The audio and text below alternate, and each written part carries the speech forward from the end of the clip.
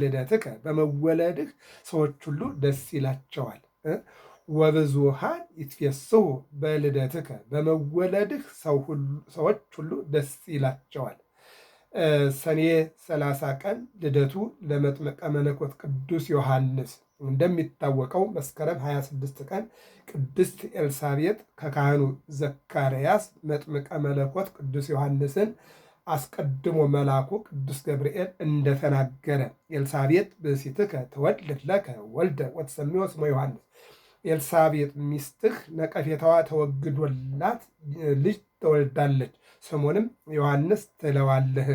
እነሆ በልጁ መወለድ፣ አንድም በልጅህ መወለድ፣ በሌላ መልኩ በዮሐንስ መወለድ ሕዝቡ ሁሉ ደስ ይለዋል ብሎ ቅዱስ ገብርኤል ለዘካርያስ የነገረውን ከሰባ አርድእት አንዱ ከአራት ወንጌላውያን አንዱ የሆነው ሉቃስ እንዲህ ይለናል። ወብዙኃን ይትፌስሑ በልደቱ በዮሐንስ መወለድ ብዙዎቹ ደስ ይላቸዋል ይለናል። መልኩ ላይ ደግሞ እንምጣ። መልክ ማለት በዕለቱ ቃለ እግዚአብሔር ሰኔ 30 ቀን መስከረም 2 ቀን የሚባለው ቃለ እግዚአብሔር ላይ ያለው መልኩ እንዲህ ይላል። ሰላም ለጽንሰትከ እንበለ ኃጢአት ወግማኔ ወለልደትከ ሰላም አመ 30ሁ ለሰኔ ዮሐንስ ዘኮንከ ደመና ሰማይ ኮናኔ አዝንም መና አይምሮ ወህብስተ ጥበብ መድኃኔ ሀበ ህዝበ ልቤ ሀብሩ ወገብሩ ኩርጓኔ ይላል መልኩ ማለት ነው። ባጭሩ ወደ አማርኛ ስናመጣው እንዲህ ይላል። ያለ ኃጢአትና ያለ ርኩሰት በቅድስና በስርዓትና በሕግ በምን በስርዓትና በሕግ ለተፈጸመ ጽንሰት ልብ አድርጉ። መስከረም 26 ቀን ቅዱስ ገብርኤል መጥቶ በቤተ መቅደስ እያጠንክና መስዋዕት እያቀረብክ ሳለ አዎ ዘካርያስ ወይ ደስ ይበልህ፣ ኤልሳቤጥ ሚስትህ ትጸንሳለች፣ ወንድ ልጅም ትወልዳለች፣ ስሙንም ዮሐንስ ትለዋለህ ብሎ ነገረው። ከዚህ በኋላ ኤልሳቤጥም ነቀፌታዋ ተወግዶላት አዎ መስከረም 26 ቀን ጸነሰችው። ማንን? መጥምቀ መለኮት ቅዱስ ዮሐንስን ማለት ነው። አሁን ልብ አድርጉ። ምን አለ? በስርዓትና በሕግ ለተፈጸመ በምንድን ነው? በጋብቻ ማለት ነው። እንደውም ሉቃስ 1:6 ላይ ምን ይላል?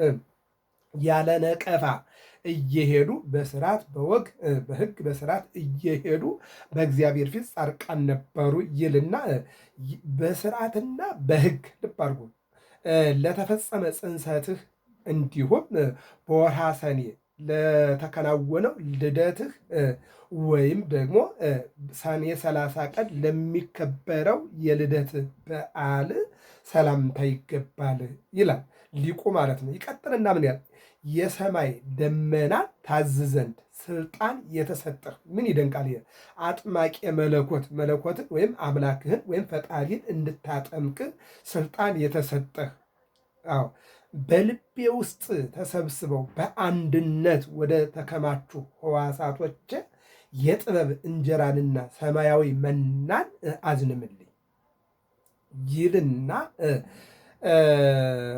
በመወለድህ ሰው ሁሉ ደስ ይለዋል። እርሱን የወሰድነው ከዚህ ነው። ሉቃስ ወንጌል ምዕራፍ 1 ቁጥር 18 ላይ ወብዙኃን ይትፌስሑ በልደቱ በመወለዱ ሕዝቡ ሁሉ ደስ ይለዋል ነው እዚያ ጋር ወንጌሉ ላይ። እዚህ መልኩ ላይ ደግሞ በመወለድህ ሰው ሁሉ ደስ ይለዋል ይለናል። እውነት ነው። ምክንያቱም ለብዙዎች ለመውደቃቸው ለብዙዎች ለመነሳታቸው አዎ ምልክት የሆነ ምን እያለ ኑ ነስሑ እስመ ቀርበት መንግሥተ እግዚአብሔር የእግዚአብሔር መንግሥት ቀርባለችና ንስሐ ግቡ ሲላቸው ለተመለሱ ለመዳናቸው ላልተመለሱ ደግሞ ለጥፋታቸው ምልክት ሆኖ የመጣ ነውና አምነው ለሚከተሉና ለሚጠመቁ በንስሐ አዎ ለሚቀርቡና የንስሐ ጥምቀት ለሚጠመቁ ለነዚያ ደስታ ነው ይላል። ለሌሎቹ ደግሞ ሐዘን ነው ማለቱ ነው። ይቀጥልና ምን ይላል? ዮሐንስ ወይ እኔ ወዳጅህ በቅድስና የጸነሰችህ እናትህ ቅድስት ኤልሳቤጥ ይልና አባትህ ካህኑ ዘካርያስ ወይም ነቢዩ ወይም ካህኑ ዘካርያስ እነዚህን ኤልሳቤጥንና ቅድስት ኤልሳቤጥንና ካህኑ ዘካርያስን በፍቅር ሁልጊዜ አስባቸዋለሁ። ምን መልክ በመድገምና የሉቃስ ወንጌል ምዕራፍ 1ን ሙሉውን በማንበብ ሁልጊዜ አስባቸዋለሁ። ምክንያቱም በዚያ ላይ ምን ይላል? ያለ ነቀፋ እየሄዱ በእግዚአብሔር ፊት ጻድቃን ነበሩ ይላል። ሕይወታቸው እንዲደረግ ትእዛዝና ሕግን ይጠብቁ ነበር አለ። እኔም ትእዛዝና ሕግን ጠብቄ እንድኖር አስባቸዋለሁ፣ አነባዋለሁ አለ።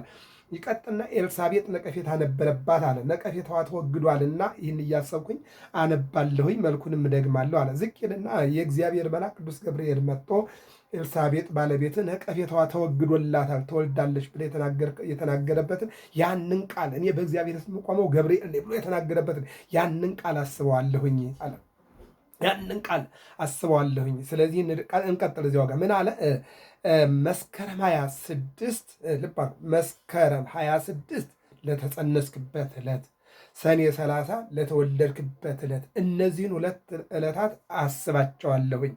መስከረም 26ን የጽንሰት ቀን ስለሆነ በመጸነስህ ብዙዎች ደስ ብሏቸዋልና፣ ይልቁንም ሰኔ 30 ደግሞ መጸነስ እንደመወለድ አይደለምና ከጨለማ ወደ ብርሃን ከጠባቡ ዓለም ወደ ሰፊው ዓለም ይልቁንም ኤልሳቤጥ መከራዋና ነቀፌታዋ ተወግዶ የወለደችበትን ቀንና የብሉይ ኪዳን መጀመሪያ ማለት የብሉይ ኪዳን መጨረሻ የአዲስ ኪዳን መጀመሪያ መሸጋገሪያ ድልድይ መሰለ የብሉይ ኪዳን መሸጋገሪያ የአዲስ ኪዳን መጀመሪያ ነቢይ ስለሆነ ይህንን አስባለሁኝ ብሎ ይናገራል። እሺ ወደ ድጓው ምን ይላል? ሰሙ አዝማዲሃ ይላል። ዘመዶቿ ሰሙ ይላል። መቼ? ስትወልድ። ከዚያ በፊትስ አልሰሙም። ለምን? ቅዱስ ገብርኤል ለዘካርያስ ኤልሳቤጥ ትጸንሳለች፣ ወንድ ልጅም ትወልዳለች፣ ስሙንም ዮሐንስ ትለዋለህ። ዮሐንስ ማለት ፍስሐ ወሐሴት ልዕልና ክብር ማለት ነው። ርኅራኄ ወምህረት ማለት ነው ብሎ ነግሮታል። አሁን በዚህን ጊዜ ከመስከረም 26 ቀን ጀምሮ ዮሐንስ ተጸንሷል። ኤልሳቤጥ ደግሞ ነቀፌታዬን ከሰዎች አነሳህልኝ ስትል ሰዎች አትጸንስ፣ አትወልድ፣ አታዝል፣ አትታቀፍ፣ አታበላ ብቻዋን በእውነት ጸሎተኛ ብትሆንማ ኑሮ እግዚአብሔር ለምን አልሰማትም? እውነተኛ ካህን ቢሆን ኑሮማ ለምን እግዚአብሔር ሰምቶ ልጅ አልሰጠውም? በትዳር ውስጥ 3 ነገሮች አሉ። አንደኛው መረዳዳት ነው። ሁለተኛው ከዝሙት መጠበቅ ነው። ሶስተኛው ልጅ ለመውለድ ነው። ስለዚህ እውነተኛ አገልጋይ እውነተኛ ካህን ከሆነ እሷስ እውነተኛ ክርስቲያን ከሆነች ለምን ሶስተኛውን ለሰው ልጆች የተሰጠውን ስጦታ ከለከላት እያሉ ነቀፌታ አስቀምጦባት ነበርና እነሆ ነቀፌታ የተወገደልኝ ስትል 5 ወር ራሷን ሰወረችው። ምን ብላ? መጽነስ እንደ መውለድ አይደለምና እነሆ ራሷን ሰወረች ይላል። በ6ኛው ወር ለድንግል ማርያም አክስትሽ ኤልሳቤጥ ጸንሳለች ብሎ ቅዱስ ገብርኤል ሲነግራት እመቤታችን የኤልሳቤጥን መጽነስ አወቀች። ማወቅ ብቻ አይደለም ሄደችና የጌታዬ እናት መንፈስ ቅዱስ በሷ ላይ እንደሞላ ማወቀች። ወደ እኔ ትመጣ ዘንድ የጌታዬ እናት አለች። በማህፀን ያለው ደግሞ ያንችን የሰላምታ ድምፅ በሰማው ጊዜ በማህፀኔ ውስጥ ያለ ሕፃን ዘለለ አለችና ቅዱስ ገብርኤል ለእመቤታችን የነገራት እውነት እንደሆነ ኤልሳቤጥ ለድንግል ማርያም ምን አለች? ነገረቻት፣ አስረዳቻት ማለት ነው። አሁን የመጣችበት ዓላማ አንደኛ የዘካርያስ መታመም ነው። ሁለተኛ ኤልሳቤጥ መጽነሷን ለማየት ነው። በሶስተኛ ደረጃ ደግሞ አንፈራጸ ወሰገደ እምከርሰሙ ሰገደ ወልደ መካን ለወልደ ድንግል የሚለው ነውና ማለት ነው። ስለዚህ እስከ አሁን ልብ አድርጉ። በ6 ወሯ እመቤታችን ወደ ኤልሳቤጥ ሄዳለች። እመቤታችን 3 ወር በኤልሳቤጥ ተቀምጣለች። ስንት ይሆናል? 9 ወር ማለት ነው። 9 ወር ሲሆናት እመቤታችን ወደ ቤቷ ተመለሰች። ከ5 ቀን በኋላ ሰኔ 30 ቀን ማን ወለደ ማለት ነው? ኤልሳቤጥ ወለደች ማለት ነው። ከዚህ በኋላ ነው ድጓው የሚመጣ። ምን አለ? ሰሙ አዝማዲሃ ዘመዶቿ ሰሙ፣ ወሰባ ቤታ የቅርብ ዘመዶቿ የቤት የውጭ ቤተሰቦቿ ሰሙ። ምኑን?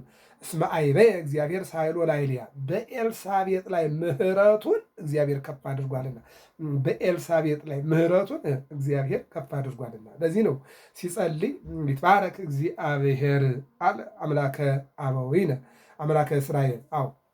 ዘካርያስ መንፈስ ቅዱስን ተመልቶ ምን አለ? የአባቶቻችን አምላክ እግዚአብሔር መጎብኘትን ጎብኝቶናልና ምሕረቱን ያደረገ ይልቁንም ነቀፌታን ያስወገደ ይባረክ ብሎ ዘካርያስ የጸለየው ለዚያ ነው። ትናንት ተምረነዋል። አሁን ምን አለ? ሰሙ አዝማዲሃ መውለዷን ሰኔ 30 ቀን ዘመዶቿ በቤትም በውጭም በሩቅም በቅርብም ያሉ ሰሙ ይላል። ወሰባ ቤት አለ እስመ አይበየ እግዚአብሔር ሳሎ ላይልያ እግዚአብሔር ቸርነቱን በእሷ ላይ አብስቶ ጨምሮ ጨምሮ ጨምሮ አድርጓልና ምንድነው? ወተፈስሑ ፍስሐ ፈድፋደ እነሆ በሷ ላይ ቸርነቱን፣ ምሕረቱን፣ ደግነቱን፣ ርኅራኄውን አድርጓልና ዘመዶቿ ልጅ መውለዷን ሲሰሙ ወተፈሰው ፍስሐ እድባደ ፍጹም የሆነ ደስታን ተደሰቱ። አዎ እህታቸው የሆነች እህታችን፣ እናታቸው የሆነች እናታችን፣ ዘመዳቸው የሆነ ዘመዳችን ችግሯ ተወግዶ ነቀፌታዋ ተወግዶ በመውለዷ ደስ ብሎናል እያሉ ተደሰቱ። ወፈቀዱ ይስምይዎ በስመ አቡሁ ዘካርያስ 8 ቀን ሲሆነው በዘካርያስ ስም ዘካርያስ ሊሉት ወደዱ። ወፈቀዱ ይስምይዎ በስመ አቡሁ ዘካርያስ በዘካርያስ ስም ዘካርያስ ሊሉት ወደዱ ይልና ወትቤ እሙ ዮሐንስ ይሰመይ ስሙ፣ እናቱ ኤልሳቤጥ ግን ስሙ ዮሐንስ ይባል ዮሐንስ ይሰመይ ስሙ ዮሐንስ ይባል አለች ይላል።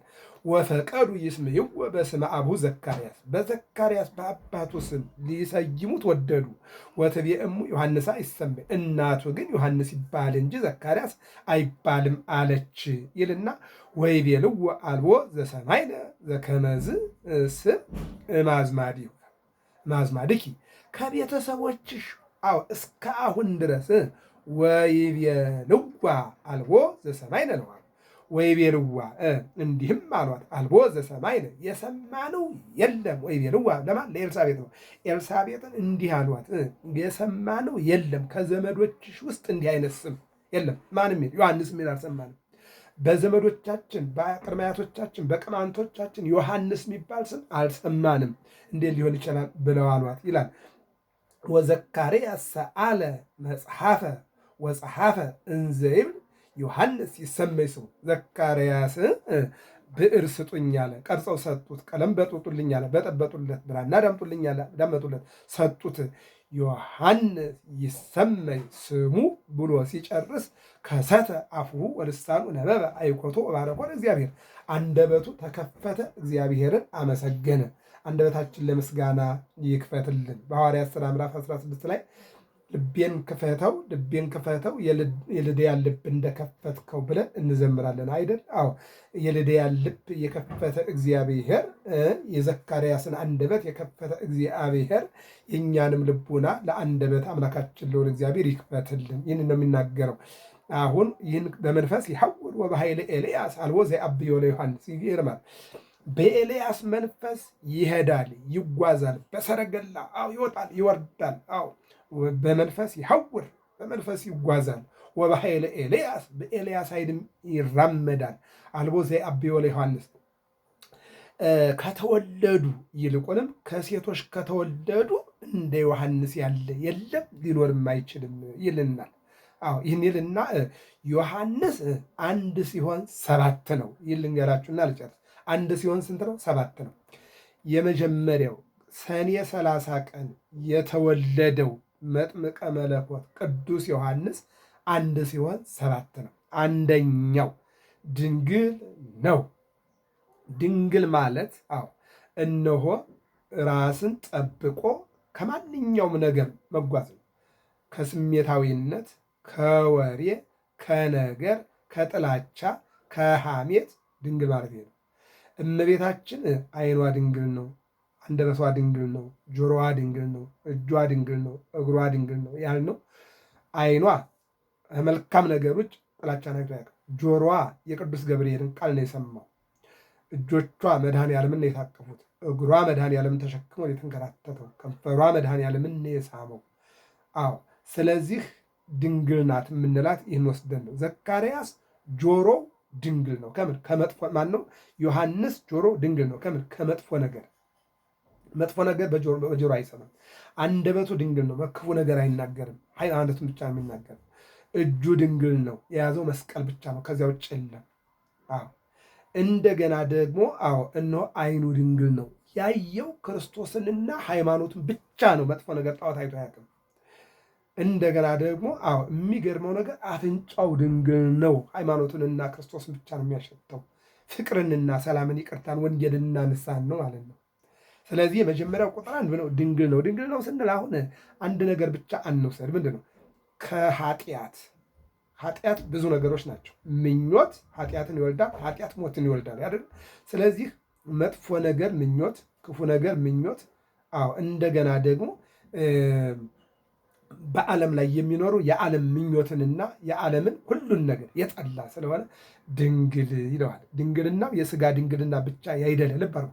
ድንግልናው የስጋ ድንግልናው እንዳለ ሆኖ ከነቢብ መጥፎ ነገር ከመናገር፣ ከገቢር መጥፎ ነገር ከማድረግ፣ ከሐልዮ መጥፎ ነገር ከማሰብ ነፃ የወጣ ነው ባጭሩ። ይህን የምናገር አሁን ዮሐንስ ምንድን ነው? ድንግል ነው። ከምን? አንደኛ የስጋ ድንግልና፣ ሁለተኛ ሐልዮ መጥፎ ነገር ማሰብ ከዚህ ድንግል ነው። አዎ ሶስተኛ እነሆ መጥፎ ነገርን ከመናገር ድንግል ነው። አራተኛ መጥፎ ነገርን ከማድረግ ድንግል ነው። አዎ የስጋ ድንግልናውን ጠብቆ የሐልዮ ድንግልናውን ጠብቆ የመናገር ድንግልናውን ጠብቆ የማድረግ ድንግልናውን ጠብቆ የተጓዘ ነው። አዎ የሚያስበው መንግስተ ሰማያትን ነው። የሚያስተምረው መንግስተ ሰማያትን ነው። ልብ አድርጉ። የሚናገረው ስለ መንግስተ ሰማያት ነው። እነሆ የሚያስተምረው ስለ መንግስተ ሰማያት ነው። ስለዚህ በነበረበት ጉዞ እስከ ሞት ድረስ አንገቱን እስከ መቆረጥ ያደረሰው ስለ መንግስተ ሰማያት ቀርባለችና ንስሐ ግቡ፣ ይልቁንም መንግስተ ሰማያትን የሚያድል ከኔ ኋላ መጥቷልና እነሆ ንስሐ ግቡ እያለ ነው ያስተማረው። አንደኛው ይሄ ነው ማለት ነው። ሁለተኛው ዮሐንስ ጻድቅ ነው። ጻድቅ ማለት እውነተኛ ማለት እውነተኛ ነው። አዎ ሄሮድስን ገሰጸ፣ ሌሎቹንም ገሰጸ። እናንተ የፉኙት ልጆች እያለ እውነትን ትታችሁ ሐሰትን የምታወሩ፣ እግዚአብሔር ትታችሁ ጣዖት የምታመልኩ፣ ሐሜትን የምታዘወትሩ፣ አዎ ሌብነት፣ ስርቆት በእናንተ ላይ ዝሙት ተንሰራፍተዋል፣ አምልኮ ጣዖት ተንሰራፍተዋል እያለ እውነትን የሚናገር ነው ሄሮድስን የገሰጸ። ስለዚህ ጻድቅ ማለት እውነተኛ ማለት ነው። አንደኛ ድንግል ነው፣ ሁለተኛ ጻድቅ ነው ማለት ነው። ሶስተኛ ባህታዊ ነው። ባህታዊ ማለት ብቸኛ ማለት ነው። ብቸኛ በጫካ የኖረ ማለት ነው። ዮሐንስም 30 ዓመት ከ6 ወር በጫካ ነው የኖረ። በጫካ ከበረሃ ነው የመጣው። የማቴዎስ ወንጌል ምዕራፍ 3 ላይ ስንመለከት ከበረሃ መጣ። ነዋ ቃለ ዓዋዲ ዘይሰብክ በገዳም በዮሐንስ ማነው ኢሳይያስ 40 ላይ በምድረ በዳ እየሰበከ የሚመጣ ተብሎ የተነገረለት ነውና ከምድረ በዳ ነው። ባይታዊ ነው። መግቦቱ ራሱ በበረሃ ውስጥ የነበሩ ጋጃ፣ ማር፣ አንቦጣ የሚባል ቅጠል እየጨቀጨቀ ይልቁ ደግሞ ገበሉ የሚባል ደግሞ እንጨት ልጡን እንደ ማቅ እያደረገ እየለበሰ የኖረ ስለሆነ አዎ እነሆ ከባህታዊ ነው ማለት ነው። አንደኛ ድንግል ነው፣ ሁለተኛ ጻድቅ ነው፣ ሶስተኛ ባህታዊ ነው ማለት ነው። አራተኛ ነቢይ ነው። ነቢይ ማለት ወደፊት የሚመጣውን ወደኋላ ያለውም ይናገራል። ስለዚህ ነቢይ ከኔ በኋላ የሚመጣው አለና ስለ ክርስቶስ ነቢይ ተናገረ። ከኔ በፊት የነበረ ከኔ በኋላ የሚመጣ ነገር ግን የኔም እናንተ ፈጣሪ እያለ ከኋላ ተናገረ። ወደፊት ደግሞ መንግስተ ሰማያት ቀርባለችና ንስሐ ግቡ፣ መንግስተ ሰማያት በጎ ነገር በማድረግ ትወረሳለች እያለ ወደኋላ ስለ ክርስቶስ መምጣት የሚመጣው ክርስቶስ ፈጣሪ እንደሆነ አምላክ እንደሆነ ዓለምን ለማዳን እንደሚመጣ የሰዎችን ኃጢአት ለመሸከም እንደሚመጣ ከኋላ ትንቢት ተናገረ። ወደፊት ደግሞ ንስሐ ገብታችሁ እነሆ ብትጠመቁ በእጁ ላይ መንሻ አለ ያጣራል። ስለዚህ እሱ መንግስተ ሰማያት ስለሆነ ፈቃዱ መንግስተ ሰማያትን ያወርሳችኋል እያለ ትንቢት ይናገር ነበር። አንደኛ ድንግል፣ ሁለተኛ ጻድቅ፣ ሶስተኛ መምህር፣ አራተኛ ነቢይ ነው ማለት ነው። አምስተኛ እነሆ አንደኛ ድንግል ነው፣ ሁለተኛ ጻድቅ ነው፣ ሶስተኛ ባህታዊ ነው፣ አራተኛ እነሆ መምህር ነው። እያስተማረ ነው የመጣው ማለት ነው። እያስተማረ ምን እያስተማረ መንግስተ ሰማያት ቀርባለችና እያለ እያስተማረ ማለት ነው። ነቢይነቱን አይተናል። ነቢይ ነው፣ ከፊትም ከኋላም አስተምሯል። ቀጥሎ ደግሞ መምህርነቱ ነው። መምህር ማለት አስተማሪ ማለት ነው። እያስተማረ ነዋ በጉ ለእግዚአብሔር ዘአትኃጢአት ያለ እነሆ የዓለሙን ኃጢአት የሚያስወግድ እውነተኛው በግ እያለ አስተማረ ማለት ነው። መምህር ነው። ሌላኛው ስድስተኛው እነሆ ካህን ነው። ክህነት ስንል ክርስቶስን ያጠመቀ የዮሐንስ ወንጌል ምዕራፍ 3 ቁጥር 13 ላይ አጥምቀኝ በማይ ከመ ይትቀደስ ማይ በማኅተመ ሰማይ፣ በውሃ አጥምቀኝ በሰማያዊ ማኅተም እነሆ ዓለም እንዲባረክ አለው ይላል። የመጨረሻው ሰባተኛው ሰማዕት ነው ማለት ነው። ሰማዕት ማለት ሄሮድያዳ በፍቅር ተነስታ ዘፍና አንገቱን አስቆርጠዋለችና፣ ስለዚህ ዮሐንስ እነሆ አንድ ሲሆን 7 ነው ማለት ነው። ስንት? አንድ ሲሆን 7 ነው ማለት ነው። ይህን ነው የሚናገረው። ስለዚህ በመወለዱ ደስ ይላቸዋል ህዝቡ፣ በመወለድህ ደስ ብሎናል አለ። እዚህ ጋር ሊቁ ደግሞ ምንድን ነው እያለ ያለው? ወብዙኃን ይትፌስሑ በልደቱ በመወለዱ ብዙዎች ደስ ይላቸዋል። መልኩ ላይ ደግሞ ምን አለ? በመወለድህ ደስ ይለናል አለ። አሁን ምን አለ? በመወለድህ ደስ ይለናል አለ መልኩ ላይ። ወንጌሉ ላይ ደግሞ የሉቃስ ወንጌል ምዕራፍ 1 ቁጥር 15 ላይ በመወለዱ ብዙዎች ደስ ይላቸዋል አለ። ማን? ዮሐንስ። መስከረም 26 ቀን ተጸነሰ፣ ሰኔ 30 ቀን ተወለደ። በስምንተኛው ቀን እናቱ እነሆ ዮሐንስ አለችው። ሕዝቡ ግን ዘካርያስ እንዲባል ወደደ። ለዘካርያስ ቀለም በጥብጠው ብዕር ቀርጸው ብራና ዳምጠው ሰጡት። ዮሐንስ ይሰመይ ስሙ ብሎ ስሙ ዮሐንስ ይባል ብሎ 10ቱ ቃላተ ወንጌልን ተናገረ፣ ወይም ጽላቱ ላይ ያሉ ሕጎቹን ተናገረ። ዮሐንስ እነሆ መስከረም 26 ቀን ተጸነሰ። ዮሐንስ ሰኔ 30 ቀን ተወለደ። ለዚህ ነው መስከረም 26 ቀን የተጸነስክበትን ሰኔ 30 ቀን የተወለድክበትን እነሆ አከብራለሁ አለ ሊቁ። ምን አለ?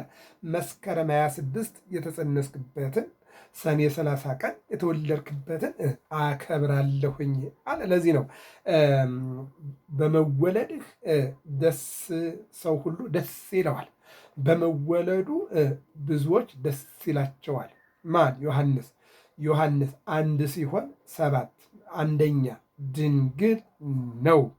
በስጋም በሐሳብም በንግግርም በድርጊትም ድንግል ነው። ሁለተኛ እነሆ ጻድቅ ነው። ጻድቅ ማለት እውነተኛ ማለት ነው። እውነተኛ በትምህርቱ፣ በኑሮው፣ በሰውነቱ፣ በአምልኮቱ እነሆ እውነተኛ ነው፣ ጻድቅ ነው። ሶስተኛ ባህታዊ ነው። የመጣው ከበረሃ ነው። እነሆ ከበረሃ መጥቶ ከኔ በኋላ የሚመጣው ከኔ በፊት የነበረ ነው እያለ የተናገረ፣ ይልቁንም ከበረሃ የበረሃ ጋጃ ወይም ደግሞ ማር፣ ይልቁንም ደግሞ ቶራ፣ ይልቁንም ደግሞ እነሆ ገበሎ የሚባል እንጨት እየተቆረጠ ያን ልጡን ጋቢ እየሆነለት፣ ይልቁንም ደግሞ አንቦጣ የሚባል ቅጠል ያን እየጨቀጨቀ እየተመገበ ከጫካ ነው የመጣውና ባህታዊ ነው ማለት ነው። አምስተኛው ነቢይ ነው። ከኋላ ወደኋላም ወደፊት ነው ነቢይነትና ከኋላ የሚመጣው ፈጣሪው እንደሆነ ከሱ በፊት የነበረ እንደሆነ የሚመጣውም ዓለምን ለማዳን እንደሆነ ወደኋላ ያለውን ስለ ክርስቶስ ተናገረ። ከኔ በፊት የነበረ ከኔ በኋላ የሚመጣ ነው። ወደፊት ደግሞ እሱ ራሱ መንግስተ ሰማያት የሆነ መንግስተ ሰማያትን የሚያድል እያለ በነቢይነቱ ይናገር ነበረ ማለት ነው።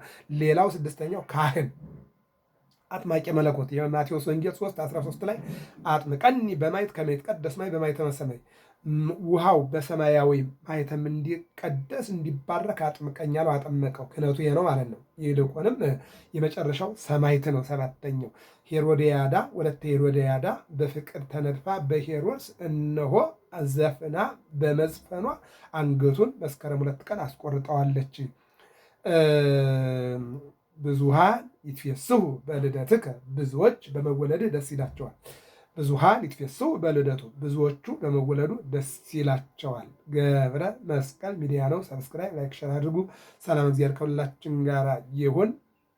መስከረም 26 ቀን ተጸነሰ፣ ሰኔ 30 ቀን ተወለደ፣ መስከረም 2 ቀን ሰማዕት ሆነ።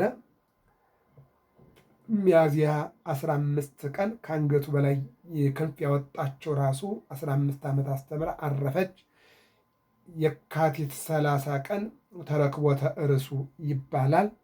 እንዲህ ሁሉ ብዙ ባላቶች አሉት። መጥምቀ መለኮት ቅዱስ